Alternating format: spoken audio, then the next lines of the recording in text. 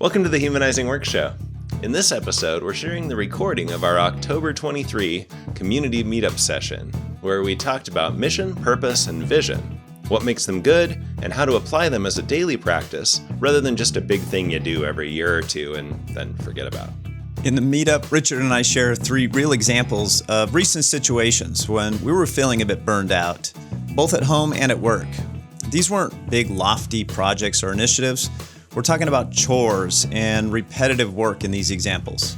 Then we share the process we use to think about and communicate about the purpose and vision at the very micro level. It takes less than 5 minutes, and in each of those cases, those few minutes helped us get more energized to make our work meaningful that day.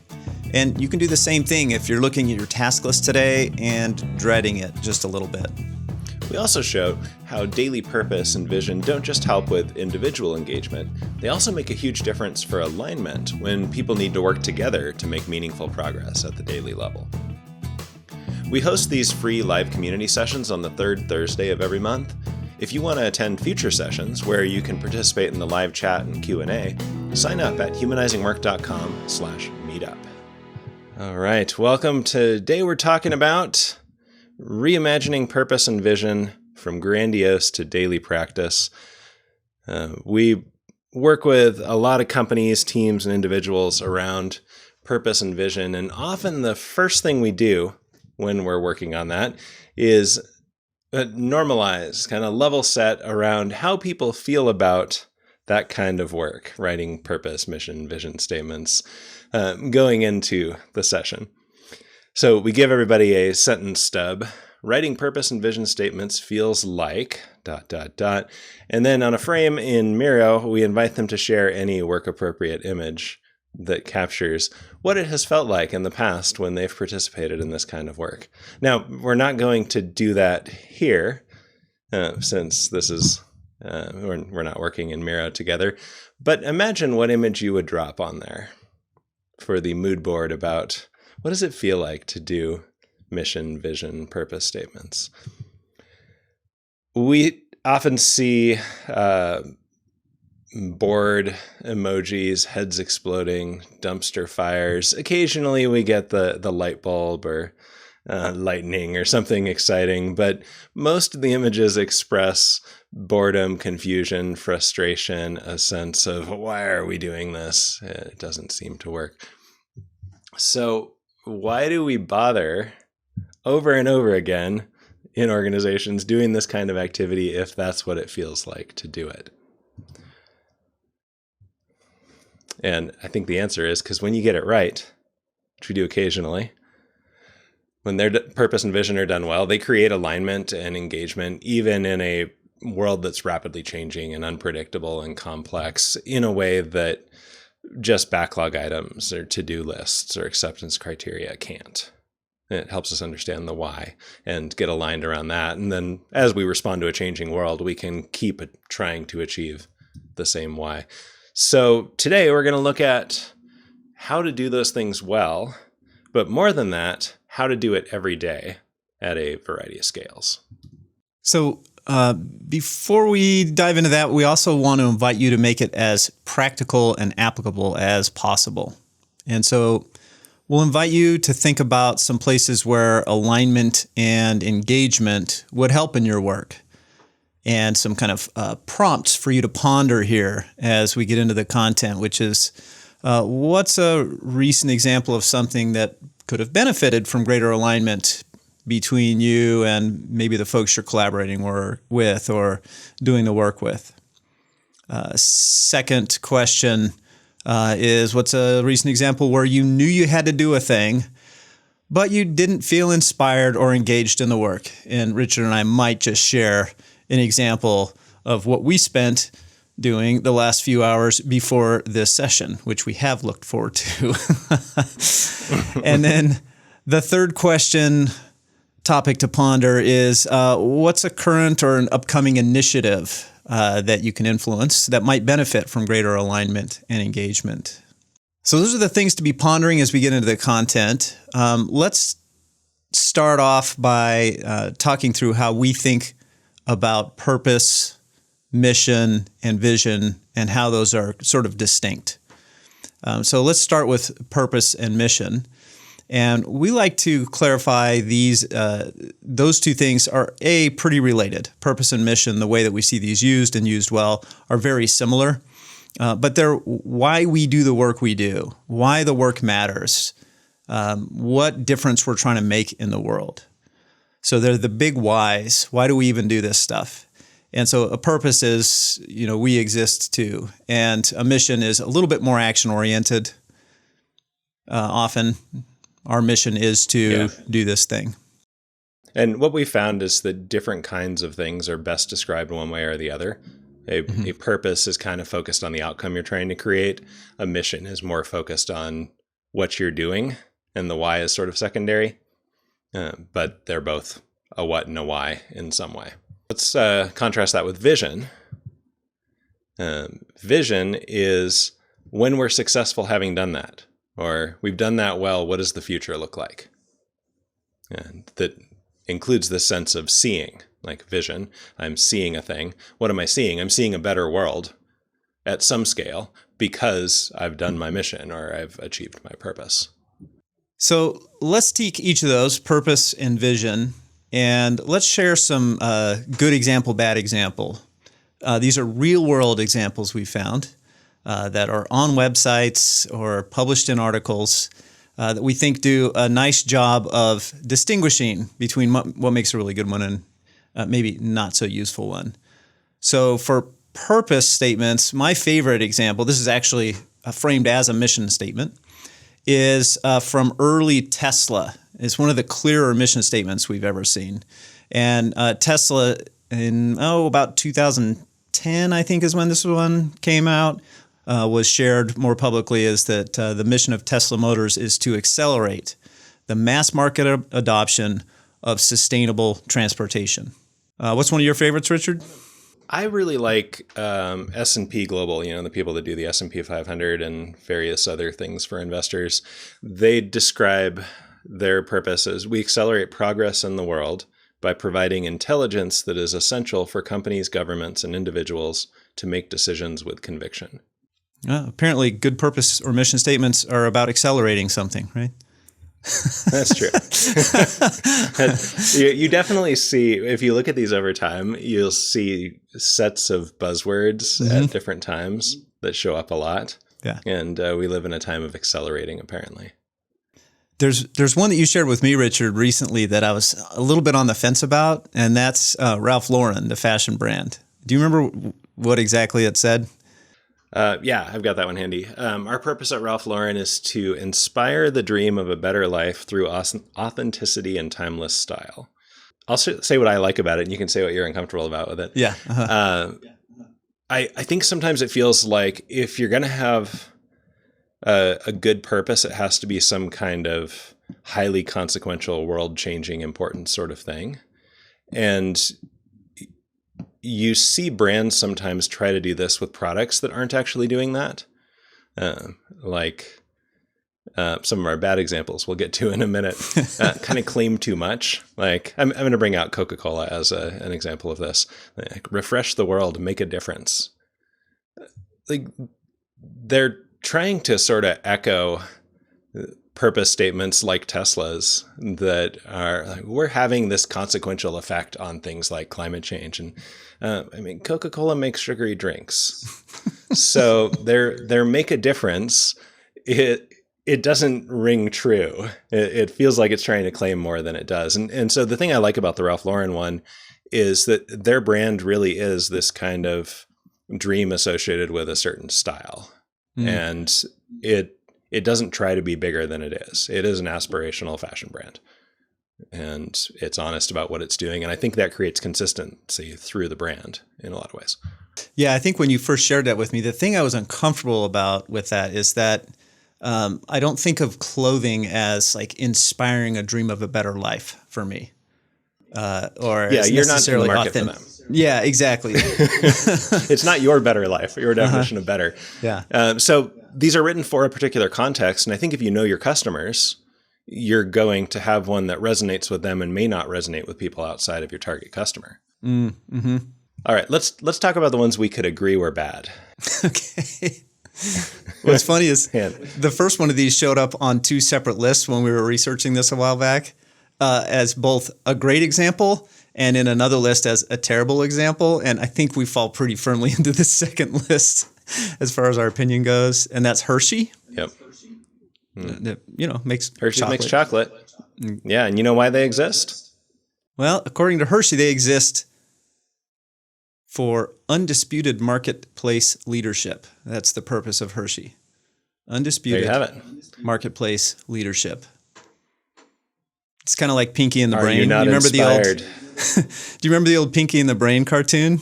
What are we going to do today? Pinky, the same thing we do every day. Try to take over the world. Undisputed marketplace leadership. So hopefully we All don't right. have any folks from Hershey's executive team here. But we have to cast some differences here, and we'll explain. Yeah, and you know what? If somebody from Hershey's is listening, let's talk about how to make your purpose statement better. Totally. Let's look at two more examples we don't love, and then let's talk about what makes a good one good. Okay. We've alluded to it, but let's get into it. So another one of my favorites, Advanced Auto Parts mission is, their purpose is to execute our mission. Passion for customers, passion for yes. That says everything. Yeah. Those dumpster fire emojis sometimes we see? I think sometimes when you're trying to get a group to write together and agree on a thing that you end up with kind of a lowest common denominator thing that says nothing. And some of these are falling into that category for me. They're not really telling me anything useful. And I wonder if these are the result of kind of a group collaborative writing session where we said, all right, can we all agree on this? Yeah, okay. We already mentioned Coca-Cola. The CarMax is another one, is to drive integrity by being honest and transparent in every interaction, which sounds much more like a value than a purpose. Mm-hmm. And the pun, I struggle with that. It doesn't really say what they do, but they drive integrity. Yes. Mm-hmm. Yeah. Which, you and I can both appreciate a good pun. If any of you were to listen in on any of the Humanizing Work meetings, you would see a high percentage of time spent with Richard and I trying to get Angie to groan with our terrible dad jokes and puns. So we love a good pun, but this is probably not the right place for Maybe it. not in the purpose statement. All right. So three things that make a good purpose statement good. We've looked at a lot of these, and I think the things that show up over and over again are 3 C's. First off, consequential. It feels like it matters that we're doing the thing. It has consequences. Usually that's something related to service, connection, relatedness.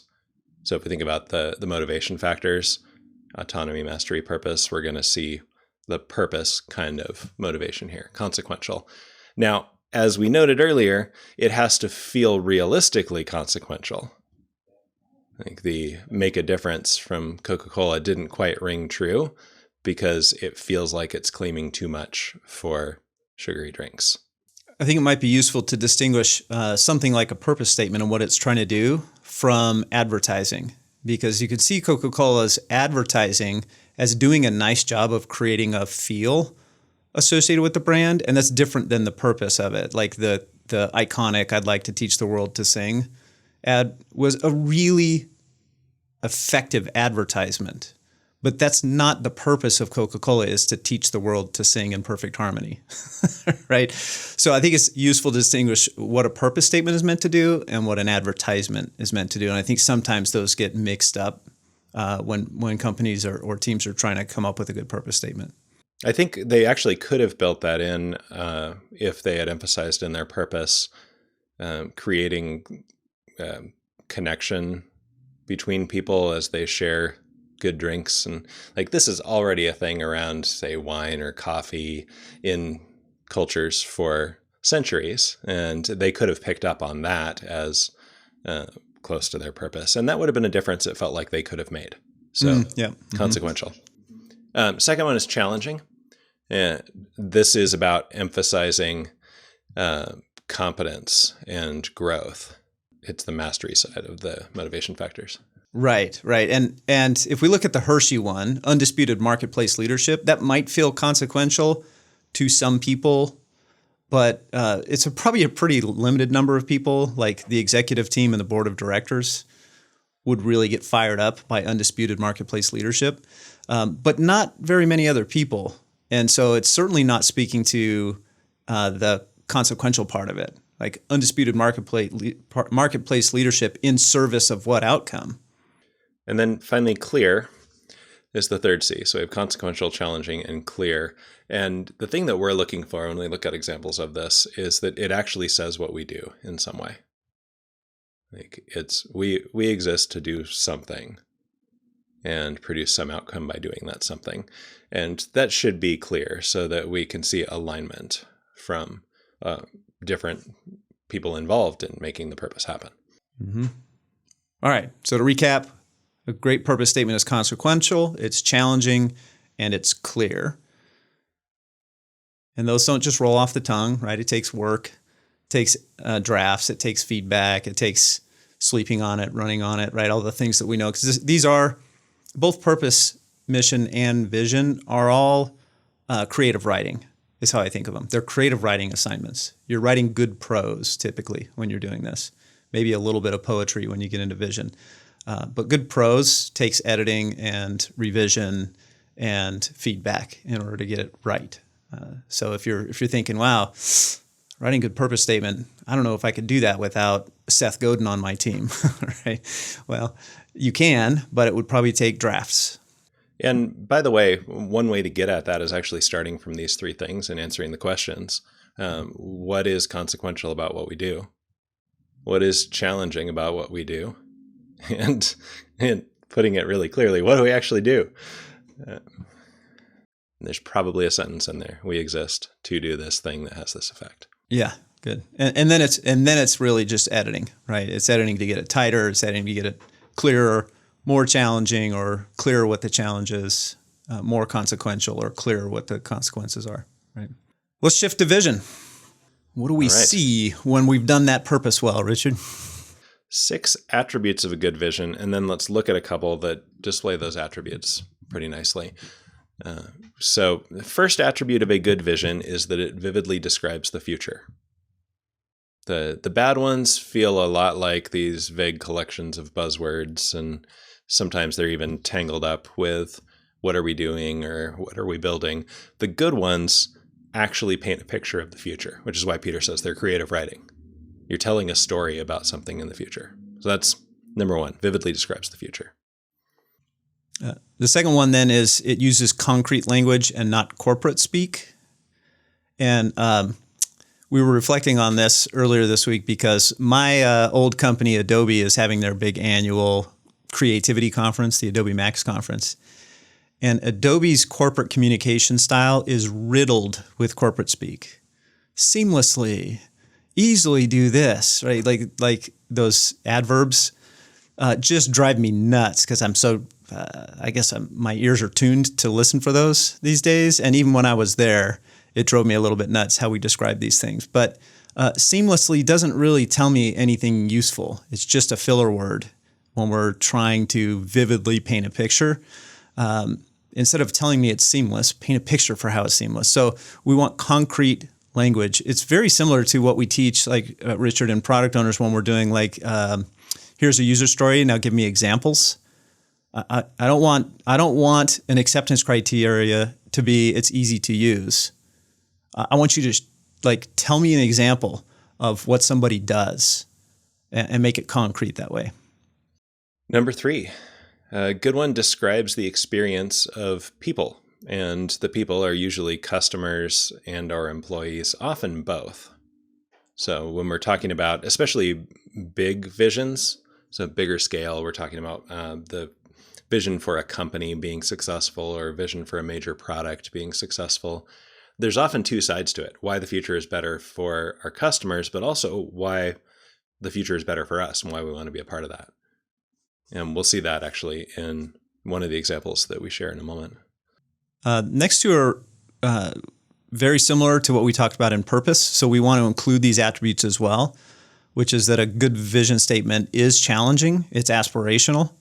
It, again, emphasizes those things of like competence and growth. We're going to need to grow and expand and get better at things in order to accomplish this vision. So there's an aspirational nature to it because it challenges us to do things we're not doing today.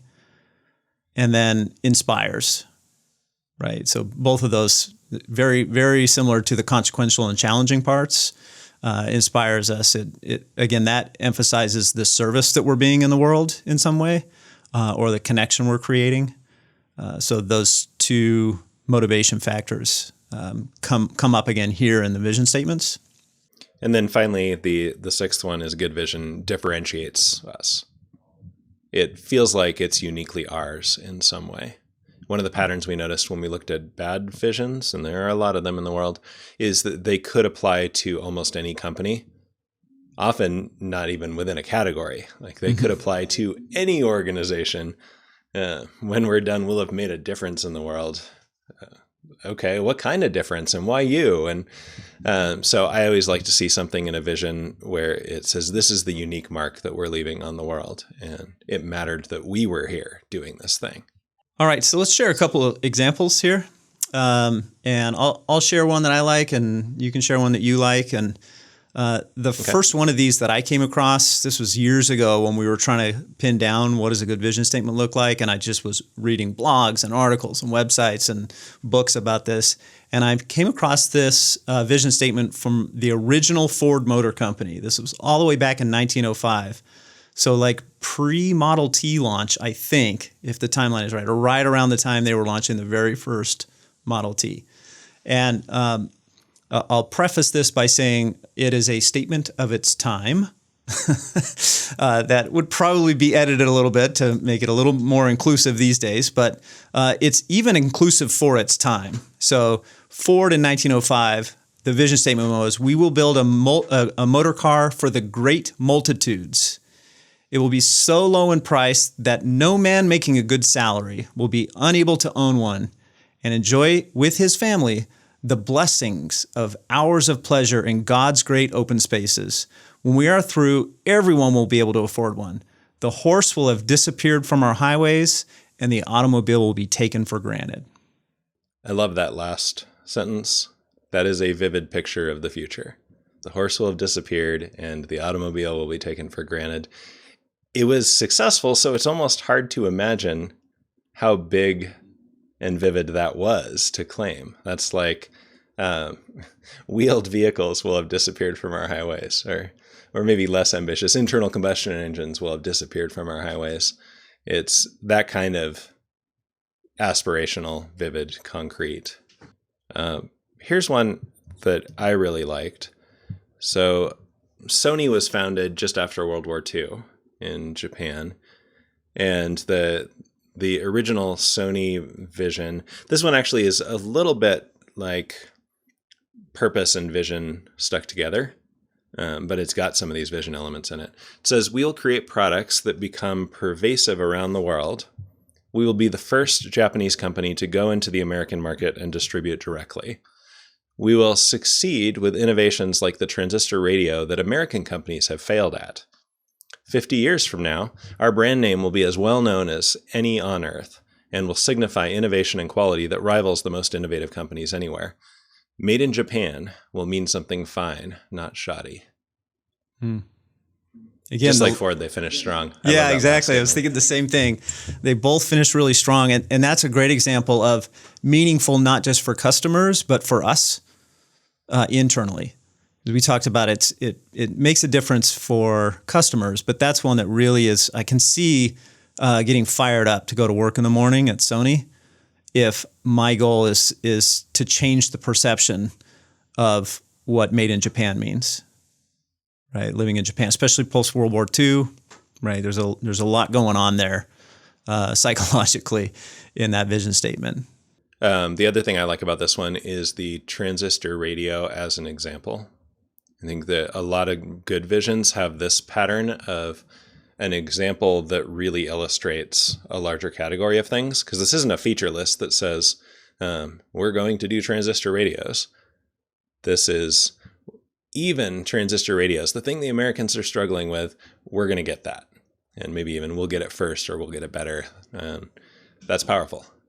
And so I've seen this sort of thing where you have a foil in some way in the vision, like an example of a thing. Like we've used this with Amazon or Netflix or some familiar brand and kind of use that as an example. I remember we wrote one for when we were first starting out with online courses. We had something like, our customers will anticipate the next course like people wait for the next episode of their favorite series on Netflix. And then 5 years later, somebody actually said that unprompted in a conversation with us. Yeah, it was fantastic. Like, I just want to binge the whole course like on Netflix. Yes. Oh, it worked. All right. So both of those vision statements, pretty old, right? 75 to 120 years old. And there's a little bit of survivorship bias in the picking of those two. I'm sure there are lots of really vivid, inspirational vision statements that we've never heard about because the company went out of business. And so it's not like purpose and vision will make or break the company. What it does do, I think, is fuel the fire, really increase your chances of staying motivated, like all of the psychological reasons that we want to really knock it out of the park when we're leading a team, when we're leading an organization. It just improves our odds of being successful. And this all kind of makes sense to us. Like we've done this. I'm sure everybody on the call has been involved with some kind of discussion about purpose, vision, or has at least thought through it. Or maybe if you're like me and past companies, has been critical of our company's purpose and vision and wished that we got a chance to take a stab at improving it. And so at the big picture, 20,000 foot view, purpose, vision seem like, all right, we need to do those things. But what happens when, as I come into work this morning, I've got a task list that has me dreading getting started. Like maybe 5 more minutes on this New York Times crossword puzzle before I get started, right? And then the other challenge that I find with this sometimes is that it feels like a thing we do once in a while, but the thing I'm focused on today or this week or this month is like the features on my sprint backlog right now. Kind of losing the forest from the trees is one challenge, and then kind of feeling demotivated when my to-do list today is full of what feels to me like busy work that I know I need to do, but it's not particularly something I'm looking forward to. So shifting from company vision, product vision to how do I apply this no matter what my role is? Because I think we've all experienced that, the losing the forest for the trees. And yeah, I get that we're trying to make a big difference, but my to-do list doesn't look that inspiring today. And so that's the big idea we want to explore today. We've noticed that the same things that make good purpose and vision at the large scale are actually really useful at the small scale, but we often don't use them there. There's this switch when we get into the small scale to tactical, like even if you're still beginning with the end in mind in some way, to use the Stephen Covey phrase, it's like, here's the acceptance criteria. Here's what done looks like. And I think there's an opportunity to get the benefits of purpose and vision at the smaller scale. So let's look at some examples of that. I'll share a story of where I used this in the last week and had an unexpected positive outcome. So my wife and I went on a trip this last weekend out of town, which meant that some of the chores that needed to happen on Saturday at home that I would normally do weren't going to get done unless I asked one of my adult sons to do it for me. Specifically, we have 8 ducks that live in our backyard, and ducks make a mess. And their little kiddie pool pond gets pumped out a couple times a week, including on Saturdays, so they have fresh water to play in, and you have to add new bedding to their run, and like there's various things that need to happen. And I normally do that on Saturday mornings, but I was going to be gone, so I wanted my son to do it, and we'd done it together occasionally. He knew some of the tasks, and I could have given just tactical, like here's the to-do list, the things that need to be done.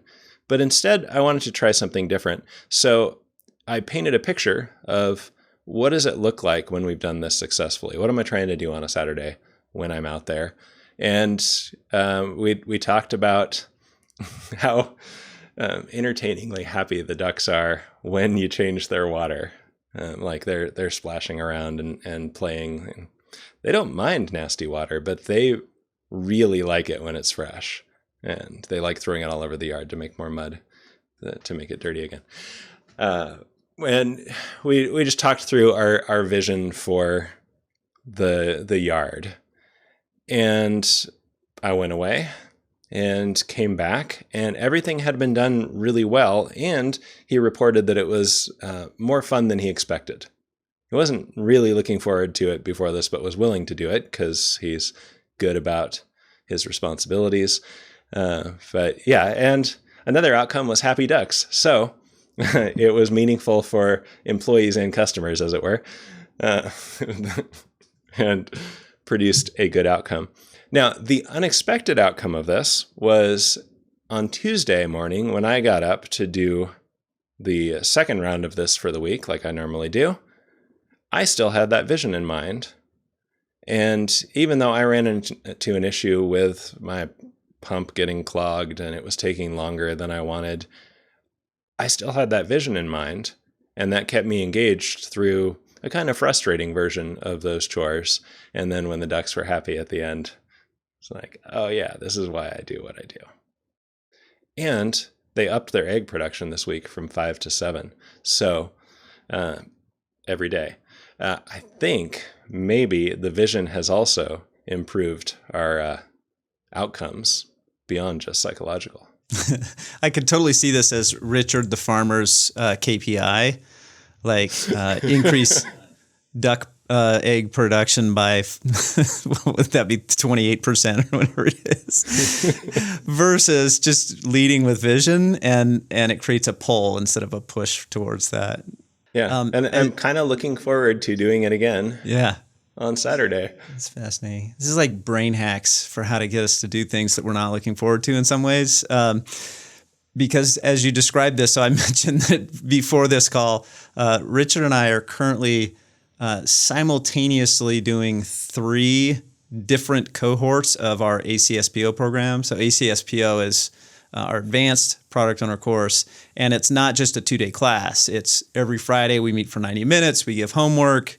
Participants then do the homework so that they can actually play with the information, apply it to their real work, and then they submit the homework during the week, and then Richard and I grade it, and then we collect themes and questions from the homework, and then we kick off the next Friday session with that, which has never been too onerous a task to grade that stuff.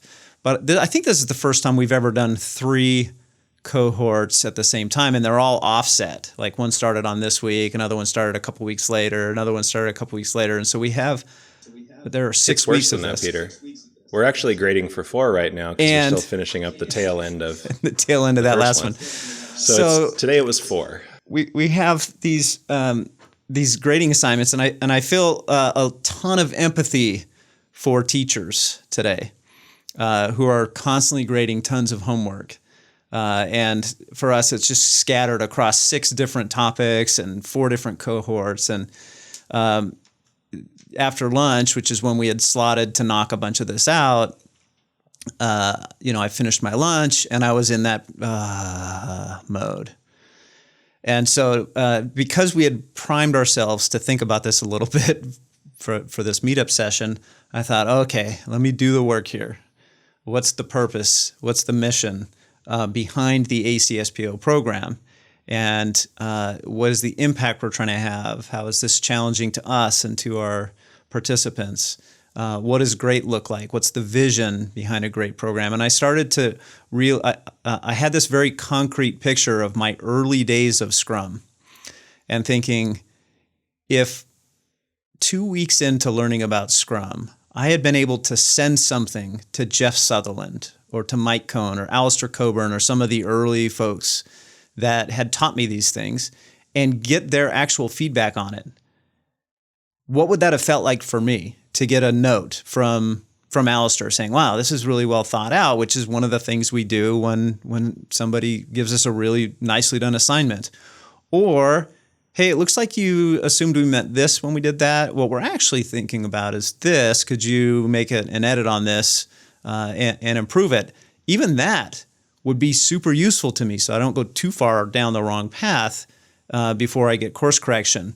And not to put myself on the same level as those folks who've been doing this a lot longer than we have, and I think are I consider some of my heroes.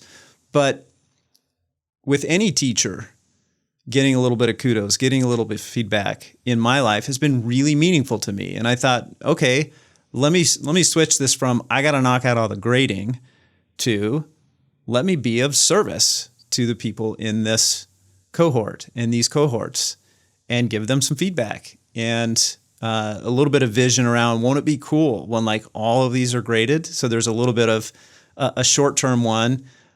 We have a Slack channel where these come in as people submit them, and we use some signals to do that. I thought, won't it be cool when it's all green check marks in the Slack channel?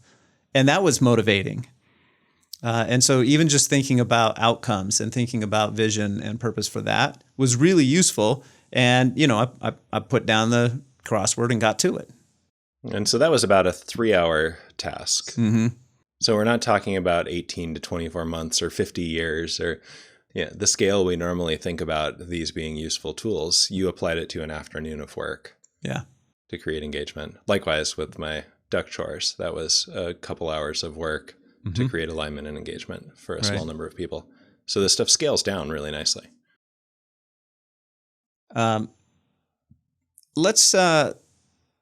Those are both ones that we've done recently, Richard. Let's talk about one that we probably need to do.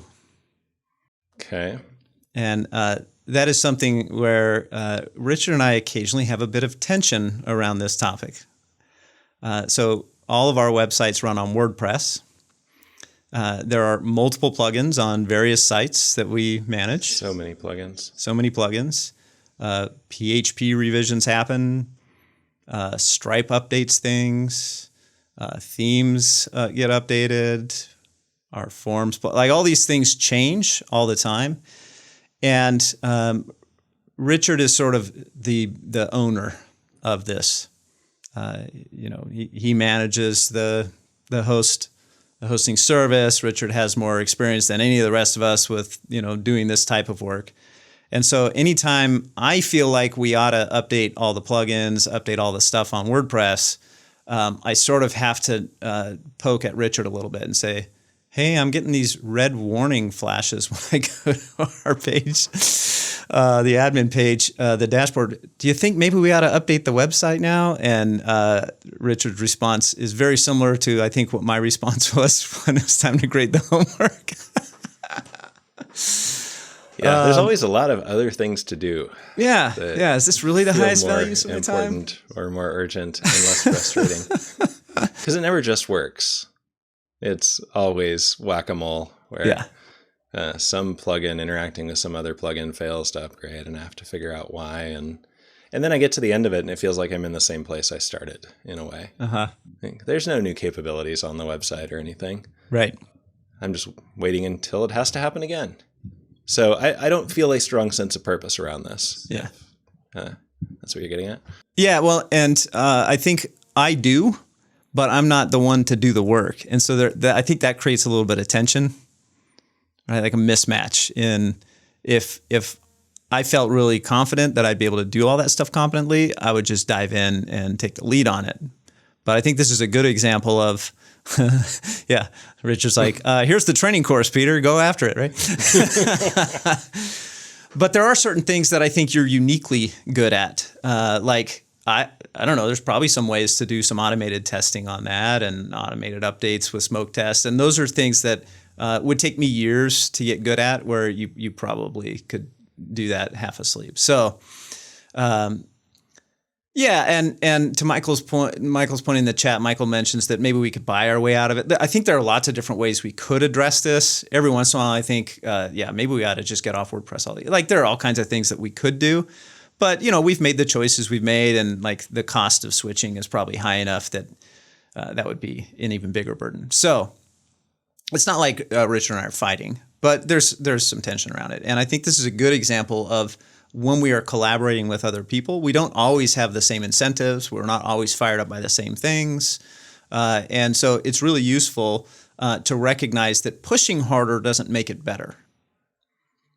Like me just nagging Richard or bribing him or cajoling him or shaming him or whatever I could pull out of my manipulation toolbox from being a parent for 24 years is not going to be useful here, right?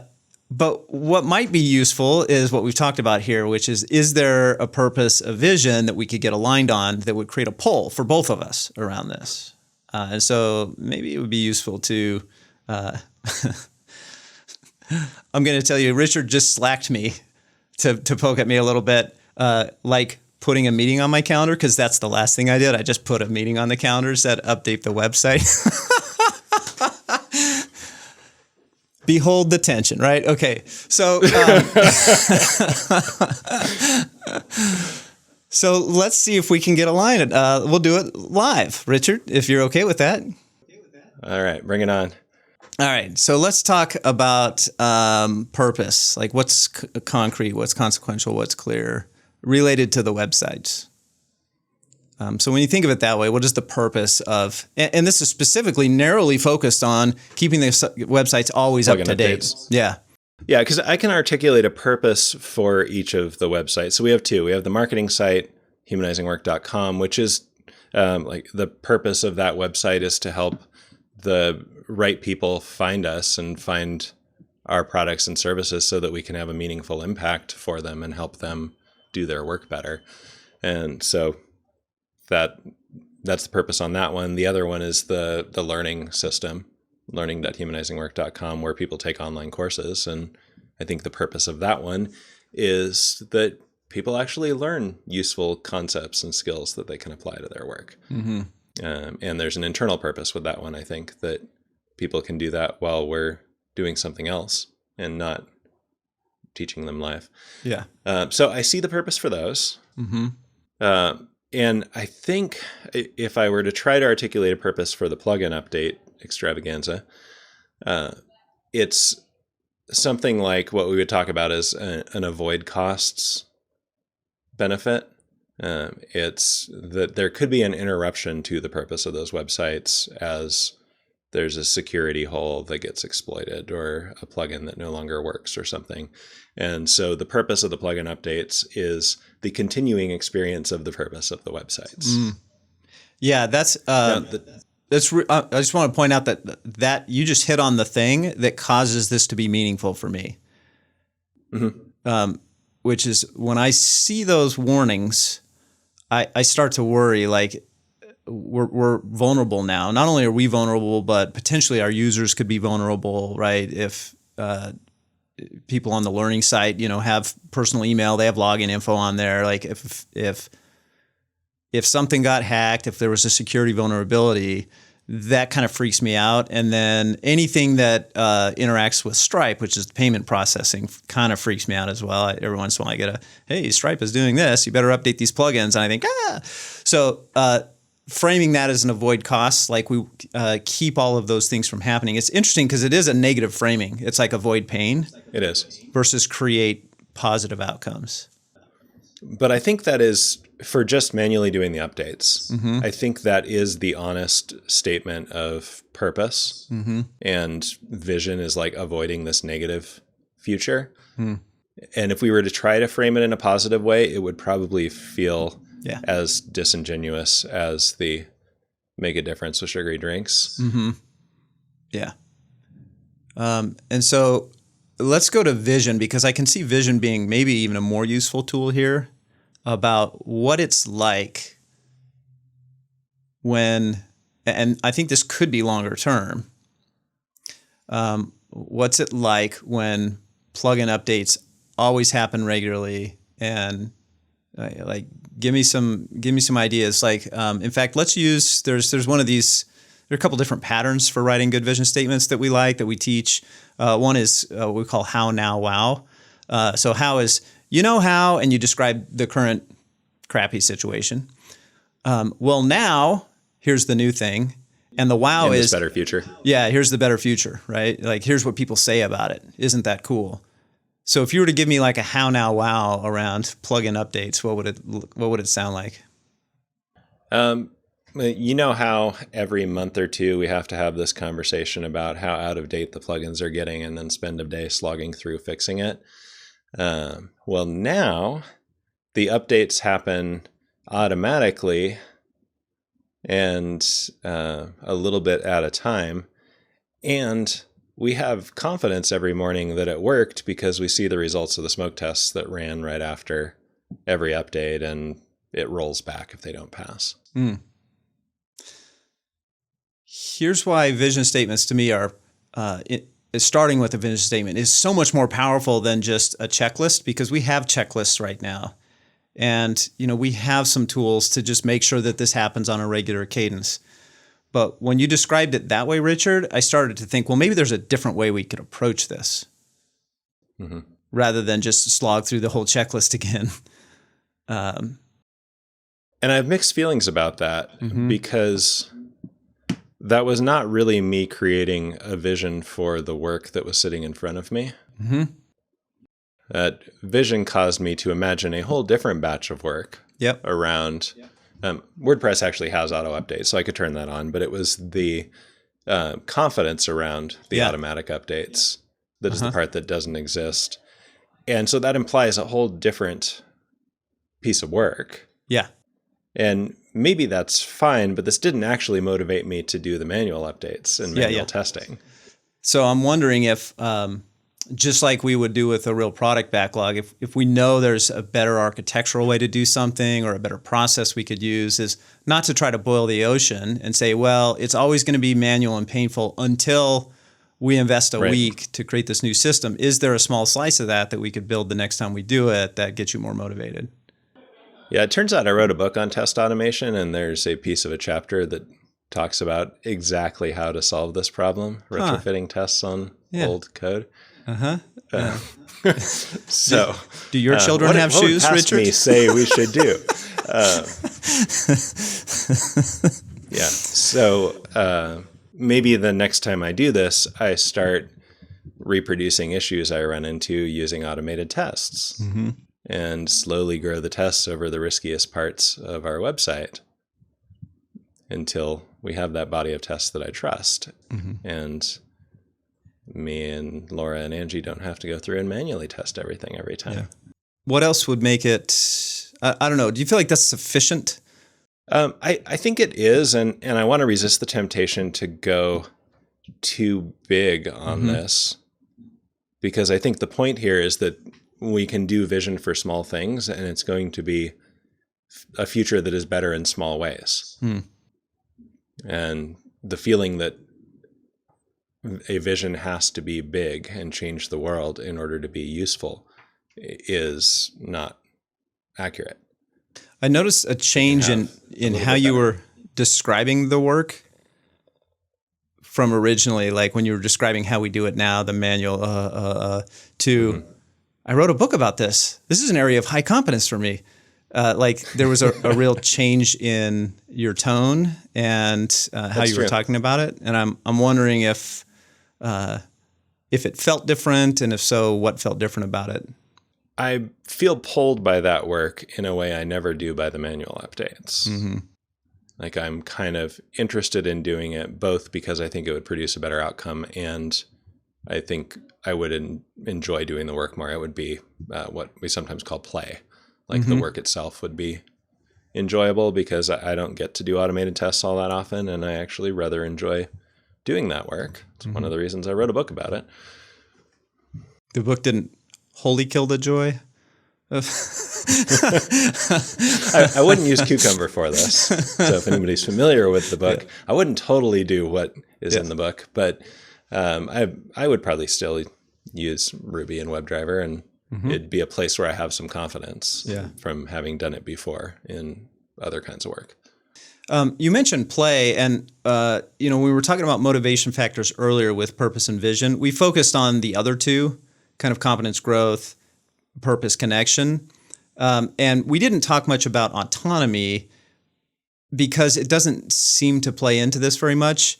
But play comes from the book Prime to Perform. And they're describing the same research that Dan Pink described as autonomy as play. And I think when we're thinking about purpose and vision, play is probably a much more important thing than autonomy or agency. So that just occurred to me when you mentioned play. That's a good way to think about good purpose vision should tap into play, purpose, and potential, which is the 3 Ps as they describe those 3 categories. That's nice. The other thing that occurred to me as we were doing this, Richard, is that Chris Avery has this, basically his book is called The Responsibility Process. And it's really a book about how we show up and especially about how we lead. But the responsibility process is kind of how we react to a situation, all the way from why do we do what we do? I do it out of shame. I do it out of obligation. And he says the goal is to get to responsibility, meaning I'm choosing how to respond to this. And as you talked about finding the play motive in this work, it felt like you switched from shame because I haven't done it or obligation because I have to do it and to responsibility. Like I found a way to respond to this in an effective way. I think that's true. I feel like that's a thing I could choose to do rather than anything you just put on my calendar for me. Right. You're welcome.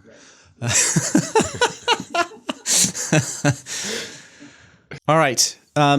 So that's kind of how we would want to use this on a day-to-day basis. It helps us get out of the forest for the trees problem, which really this was a little bit of that and a little bit of just the obligation, I got to do it, dreading part of it.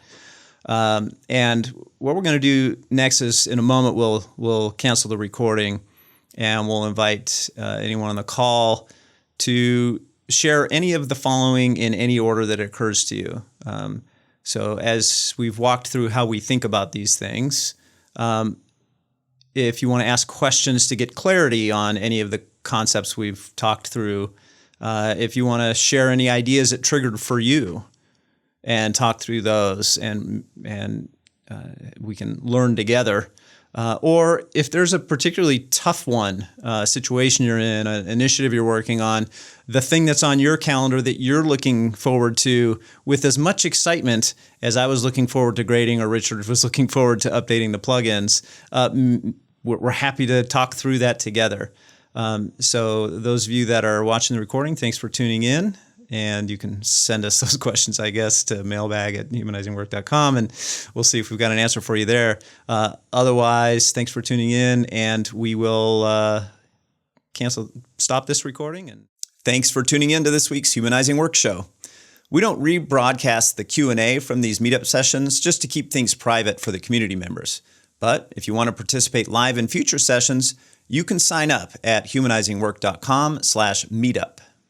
If you like the Humanizing Work Show, the best thing you can do is subscribe to the show on your podcast app or on YouTube, leave a review and comment, and of course share links to specific episodes on your social media accounts. You can also send us questions you want us to answer or episode ideas to mailbag at humanizingwork.com, and you can subscribe to our newsletter in the footer of any page over at humanizingwork.com to get more free weekly content from us. Thanks for tuning in, and see you next time.